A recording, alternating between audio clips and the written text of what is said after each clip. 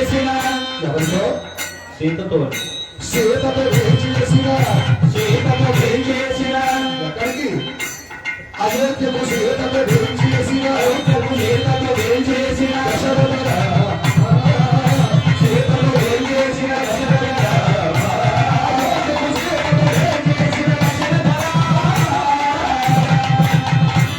రామావతారం గురించి తెలియని వారు ఆ. భారతదేశంలో ఎవరు ఉండరు. అవునండి. ప్రత్యేకించి చెప్పుకోవాల్సిన పదే లేదు. ఆ. ఎందుకంటే ఆ. రాముడే మనకు ఆదర్శప్రాయుడు. ఆ. రాముడే ఆ. మన యొక్క జీవనాధారం. అవును. రాముడు లేనటువంటి జీవితాన్ని మనం ఊహించుకోలేం. ఆ. ఈ రోజు భార్యాభర్తల యొక్క అన్యోన్య దాంపత్యం ఏ విధంగా ఉండాలి, పితృవాక్య పరిపాలన, తండ్రి మాట తనయుడు ఏ విధంగా ఉండాలి, ఆ. అన్నదమ్ముల అనుబంధం ఏ విధంగా ఉండాలి, ఆ. ఒక రాజు రాజ్యాన్ని ఏ విధంగా పరిపాలించాలి, ఆ. ఇటువంటి ధర్మాచరణ మార్గాలన్నీ అనుసరించి ఆ. మానవ రూపం ధరించి ఆ. ఆలోచనలు కట్టి ఆ.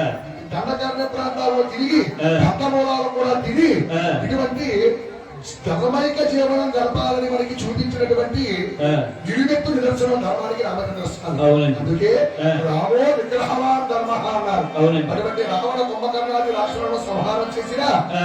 ఆ జగదేక మోహనుడు, నీలవేగశ్యాముడు, ఆజానువాహుడు, అనంత లవాయదాక్షుడు అయినటువంటి ఆ. ఆ శ్రీరామచంద్ర స్వామి వారిని ఆ. ఒక అవతారంగా ఈ యొక్క రామావతారాన్ని మనం స్తోత్రం చేసుకుంటున్నాం. ఒక మొదలకాయ కొట్టండి.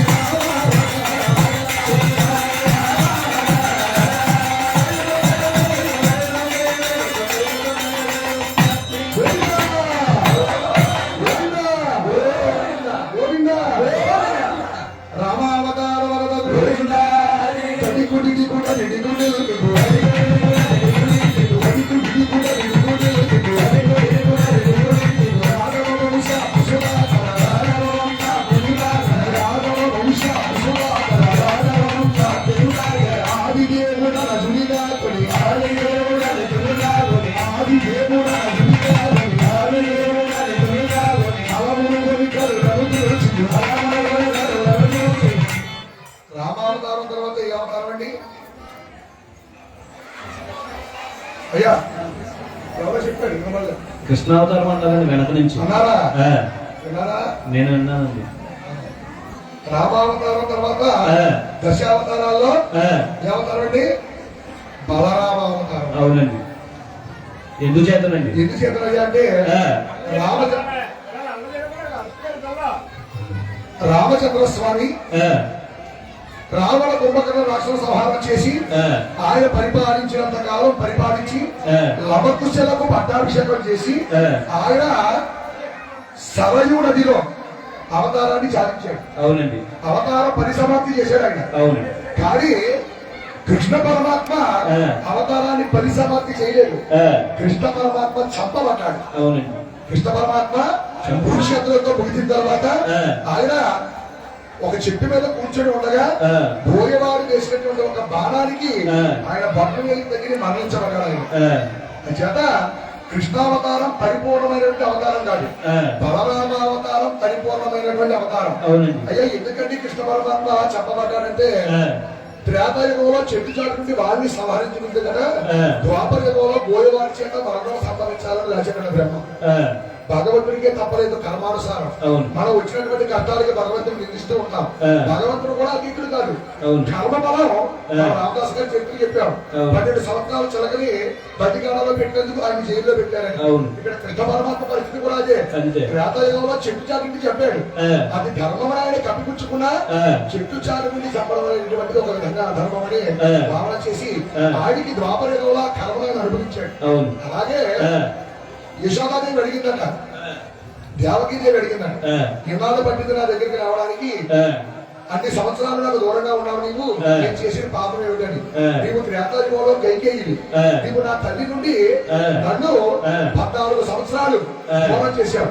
నువ్వు త్రేతాయుగంలో చేసిన కర్మ ఈ యొక్క ద్వాపర యుగంలో అనుభవించావు. నీవు దేవకీదేవిగా అంత కర్మ ఫలితాన్ని ఎవరైనా ఖచ్చితంగా అనుభవించడం తెలవలసిందే. అటువంటి అవతారాల్లో ఇది ఎన్నో అవతారం అండి. అవతారాల్లో బలరామ అవతారం ఎన్నో అవతారం? సరే, 8వ అవతారం అండి. అంటే నేను అప్పుడప్పుడు ఏం చేస్తానంటే మా వాళ్ళు ఎలర్ట్ గా ఉన్నారా లేదని చెక్ చేస్తూ ఉంటాను. అంటే బలరామ అవతారం 8వ అవతారం. అయ్యా బలరామ అవతారానికి నమస్కారం చేసుకోండి. హలమును కొని కళ్ళు అడుగుచి వేదిని ధర ముడిపిన బలరామ, ఈ వేదిని ధర ముడిపిన బలరామ బలరామ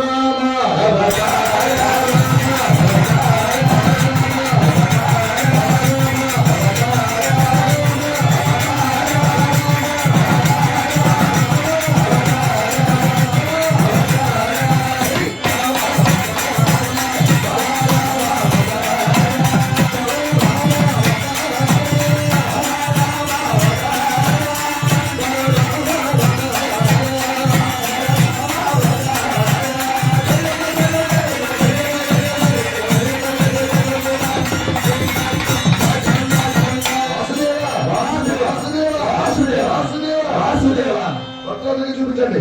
గోవిందా గోవిందా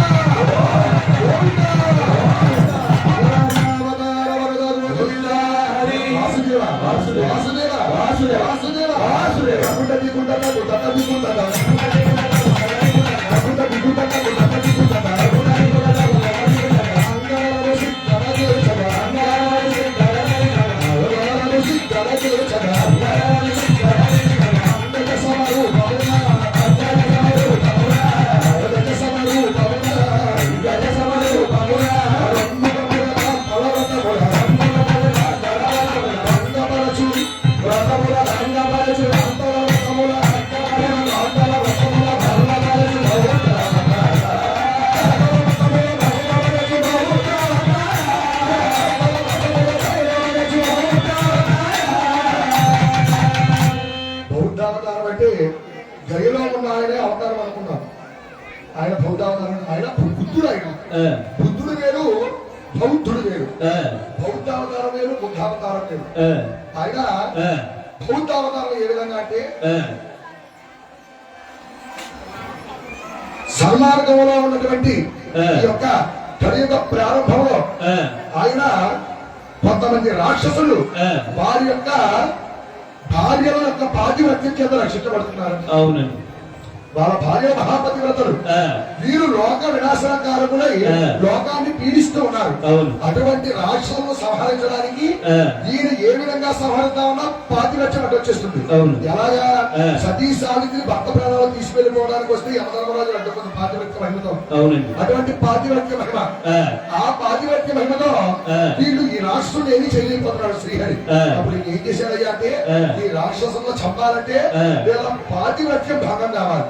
అప్పుడు ఆయన ఒక అంగనలను సిగ్గలగించగా, అంగనలు అంటే శ్రీమూర్తులు, అంగనలను సిగ్గలగించగా అంగజ సమరూపమున వాళ్ళని మోహింపజేసేటటువంటి ఒక సుందరమైనటువంటి అందమైన ఆకృతి ధరించి వారితో మమేకమై వాళ్ళతో కలిసి వాళ్ళతో ప్రేమించినట్టు నటించి వాళ్ళని మోహింపజేసి వాళ్ళ వ్రతాలని పాఠ్యపరిచి వ్రతాన్ని బాగా చేసేసాడు. అంగళమును సిగ్గలగించగా అంగజ సమ రూపమున రంగుగా పొల కాతల వ్రతములు, ఆ కాతల వ్రతాలు భంగం చేసి వాళ్ళ పాతివ్రత్యాన్ని భంగం చేసి ఈ రాక్షసులను సంహరించారట. వ్రతముల భంగపరచు బౌద్ధావతార అన్నారు. బౌద్ధావతారాన్ని చేసుకుంటూ ఒక వాసుదేవ అది బౌద్ధ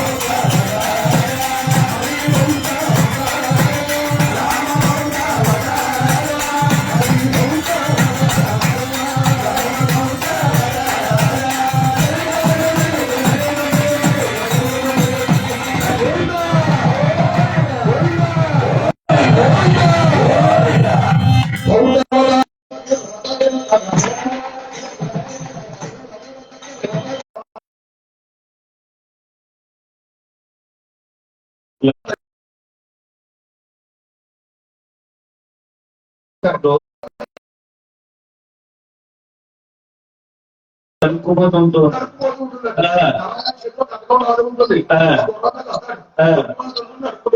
అవును ఆయన వచ్చేవాడికి మనం ఉన్నవాళ్ళతో తెలియదండి. అది ఆయన వచ్చేట ఇంకా మనం ఉడకమని వచ్చింది. ఎందుకంటే అకృత్యాలు పెరిగిపోయి అతను హెచ్చుకుపోతానే వస్తాడంట. అంతవరకు బతకపోవడం మంచిది. ఇటువంటి ఆధ్యాత్మిక కార్యక్రమాల్లో కనీసం 100 రోజున పాల్గొనేటువంటి పుణ్యం మనం ఉంటే చాలు. అటువంటి విపత్తుల నుంచి మనం కాస్తైనా చేత ఆ తల్లి భగవాన్ని స్తోత్రం చేసుకుంటూ ఆఖరి అవమానంగా కలిగే వరాలని స్తోత్రం చేసుకుంటున్నాము.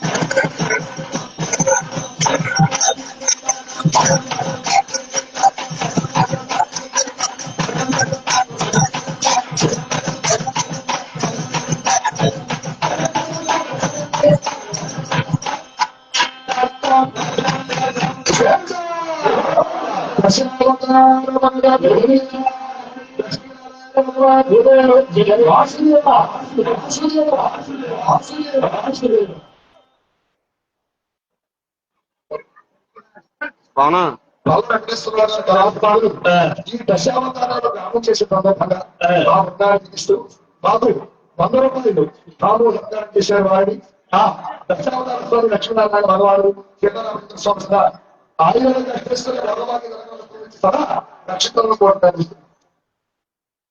అలాగే నదిలో రాజాంగ గారు మా బృందానికి ఇస్తూ 100 రూపాయలు తాము వృద్ధాన్ని ఇచ్చే వాడిని ఆ దశావతార స్వామి లక్ష్మీనారాయణ భగవాను సీతారామచంద్ర స్వామి సదా ఆయుధాన్ని వెంకటేశ్వర భగవాన్ నుంచి సర్వదా రక్షకులను కోరుతారు. వాసుదేవ